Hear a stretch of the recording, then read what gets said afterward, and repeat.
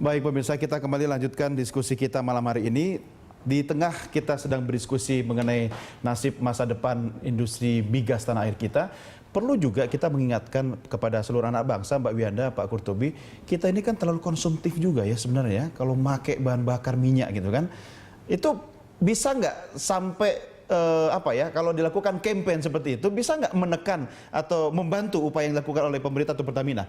Jadi sebenarnya kalau itu sudah sejalan dengan gejala ataupun himbauan konservasi ya. Jadi kalau Mas Doni tahu kan sekarang di bawah ESDM pun ada Dirjen yang adalah energi baru terbarukan dan konservasi. Nah itu jadi artinya kita juga harus mulai menyadari bahwa energi itu adalah sesuatu yang juga harus dikonsumsi secara bijak. Bukan something yang infinite, bukan something yang tidak terbatas. Nah jadi mungkin kalau dari Pertamina sendiri adalah tentunya Pertamina juga mempunyai direktorat Mas. Kita ada direktorat energi baru terbarukan. Kenapa? Karena kita ingin juga bicara bahwa masalah energi bukan hanya energi fosil. Tapi juga ada energi kemudian geotermal. Pertamina juga punya pengembangan yang banyak. Kita ada 15 wilayah kerja. Nah, jadi aspek-aspek lebih ke situ agar masyarakat juga mengerti dan mengetahui bahwa energi itu tidak melulu hanya BBM dan BBM lagi dan hanya berfungsi dari minyak dan gas gitu. Jadi memang selama ini kita lihat bahwa memang yang lebih banyak di manage memang dari sisi supply-nya, Mas Doni. Jadi itu lebih ke arah karena mungkin aspek-aspek kesadaran ini menurut kami juga penting bukan hanya untuk para pengkonsumsi energi juga, tapi bagi juga bagaimana kita menjalankan kehidupan ya ataupun kemudian memanfaatkan energi secara lebih sustainable, Mas Doni, seperti itu. Saya pernah dengar kalau Pertamina sebenarnya kalau mau memanage dari RON 88 ke 92 itu kan tidak butuh waktu yang cukup lama begitu kan? Kira-kira berapa lama sih? Atau sudah siap sekarang? Jadi intinya kalau yang dalam 3 tahun itu akan terasa itu Mas Doni, bahwa dalam 3 tahun itu kita akan meningkatkan kapasitas kilang 2 kali lipat, dan di situ di mana sebagian besarnya akan berupa RON 92. RON 92 ya, jadi semua sudah diatur ke arah sana. Jadi ya kalau memang ternyata 3 tahun ini kita bisa mencapai target yang memang sudah ditentukan, itu akan terasa bahwa kesanggupan dari itu akan ada hasilnya. Terus yang selama 3 tahun ngotot ke depan. di 88 siapa selama ini yang maksain Pertamina gitu? Jadi pada intinya saya lebih Sebentar, melihat saya harus mengatrikan senyumnya Mbak Wiyanda ini. Jadi sebenarnya kita lebih mengacu kepada konsumsi faktual yang ada di masyarakat. Ya, jadi mungkin pada waktu itu pertimbangannya adalah karena memang RON 88 ini masih banyak dikonsumsi oleh masyarakat secara luas. Jadi kalaupun nanti kemudian ada transisi, kemudian ada perpindahan kepada RON yang lebih tinggi, tentunya ini juga memerlukan waktu transisi, Mas Doni ya. Nah, tapi tentunya berapa lama transisinya? Tentunya dengan pola konsumsi sekarang premium sekitar 72.000 kiloliter per hari ya.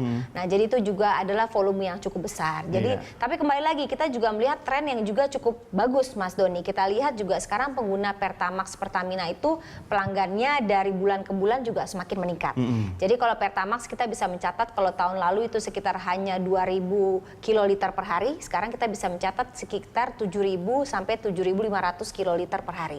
Ya, jadi ini juga suatu progres yang menggembirakan. Jadi kita lihat juga memang masyarakat tidak melulu kemudian sensitif terhadap harga, tapi juga mengerti bahwa kendaraannya membutuhkan kemudian jenis-jenis BBM di atas RON 88. Kalau besok Pertamina putuskan untuk tidak ada lagi RON 88, masyarakat bisa kok sebenarnya, ya kan? Sorry Mas, yang boleh memutuskan ada atau tidak ada adalah pemerintah. Iya, jadi kalau RON 88 dan solar, yang solar itu masih disubsidi Rp1.000 per liter, itu domainnya pemerintah. Maksudnya mafia tidak masuk karena Pertamina begitu? Itu di pemerintah begitu Pak Qurtubi? Bukan, yang berhak menentukan apakah pemerintah, betul, volume, itu kan kebijakan pemerintah. dan juga harga adalah pemerintah. Tapi begini.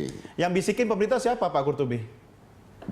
Sekarang ini kan tim itu. Iya, soal kenapa masih bertahan di RON 88. Itu fakta. Ya begini, kalau boleh saya cerita, saya ini kan anggota DPR dengan Dapil NTB. Setiap saya ketemu konstituen maupun rakyat menyerap aspirasi, selalu mereka itu mengeluh, ya. Kenapa harga BBM naik terus? Satu, kedua, mereka juga sudah dengar kalau RON 88 premium ini mau dihapus, lalu mereka tidak ada pilihan kecuali yang ke 92. Nah, mereka bayar yang premium saja sudah pada mengeluh, ya. Apalagi mau dipaksa secara tidak langsung dipaksa ke yang Pertamax yang 92. Artinya sudah ketergantungan, begitu? Iya, nah ini masyarakat seperti itu, ya. Nah, ide untuk memberikan rakyat opsi membeli bensin oktan 90, Petralite, justru dari sisi kami melihat itu ide yang bagus.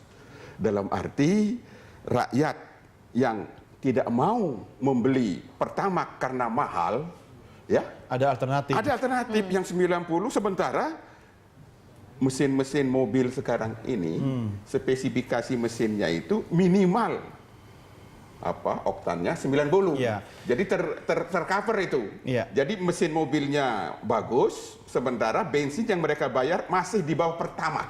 Iya. Tapi kalau Anda hapus 88, kasihan rakyat. Iya, Yang Pak, kita perangi kan mafia. Betul. Rakyat yang akan jadi korban. Ini yang mau diberantas mafia, tapi yang kena dampaknya rakyat, begitu. Rakyat dipaksa beli yang 92, itu dampak pertama. Hebat benar mafia, Pak, ya. Jadi Makanya, berlindung di balik nanti dulu. kebutuhan rakyat, Pak, ya. Ya, saya anggota DPR. Jadi begini. Anda wakil rakyat, Pak. Betul, wakil rakyat. Saya harus suarakan ini. Jadi pertama dampaknya itu, rakyat akan dipaksa membeli Pertamax yang sangat mahal. Kalau yang 88 hilang, ya terlepas dari soal mafia dulu ya. Nomor 2, tolong pikirkan kalau 88 dihapus, lalu pindah ke 92. Dalam tempo beberapa bulan, semua kota-kota besar di Indonesia penuh dengan pompa bensin asing.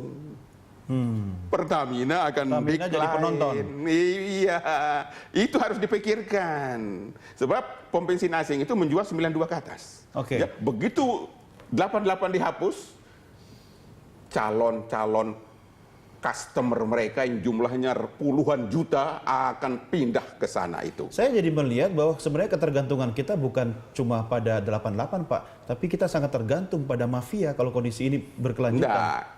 Saya sepakat. Jadi lebih kepada pola konsumsi kali Pak menurut saya gitu. Jadi memang selama ini Mas Doni memang tidak ada opsi-opsi BBM yang terlalu banyak untuk masyarakat.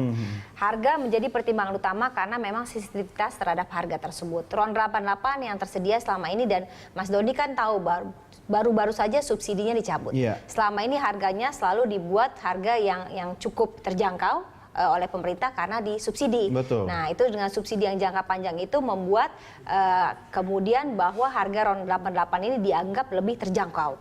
Padahal sebenarnya kalau kita mengacu pada harga keekonomiannya kan tidak seperti itu. Nah, jadi mungkin ini faktor-faktor tadi yang memang sudah berlangsung cukup lama. Ini yang membuat mau tidak mau tadi karena demand-nya terus naik sementara supply-nya terbatas.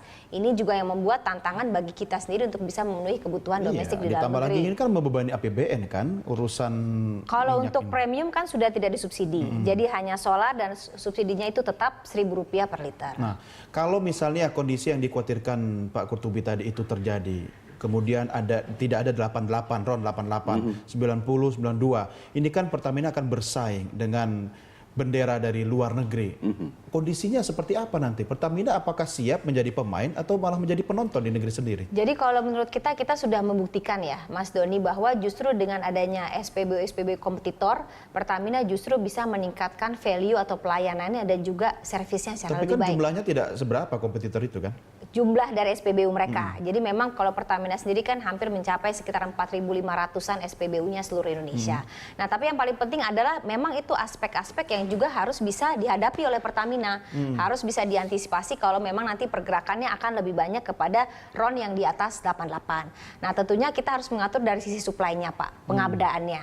Dan juga kita setelah mempunyai marketing intelligence, tentunya kita tahu seberapa besar sebenarnya pasar untuk RON dari 88 ke atas. Makanya kita lihat sekarang inisiatif kita untuk juga bisa bergerak meluncurkan suatu produk di atas RON 88, menurut kita itu juga suatu opsi yang sangat baik buat masyarakat. Tetap memberi alternatif bagi Betul, publik ya. karena masyarakat itu kita menangkap adanya kondisi pasar di mana mereka menginginkan RON di atas 88 sesuai dengan kebutuhan spesifikasi mobilnya, tapi harganya Mas Doni ingin lebih murah dari RON 92. Jadi tentunya sebagai badan usaha kita harus bisa memanfaatkan momentum itu. Nah, jadi tentunya menjawab pertanyaan Mas Doni tadi ya memang kita harus siap dari sisi logistiknya, dari sisi supply-nya, dari sisi distribusi.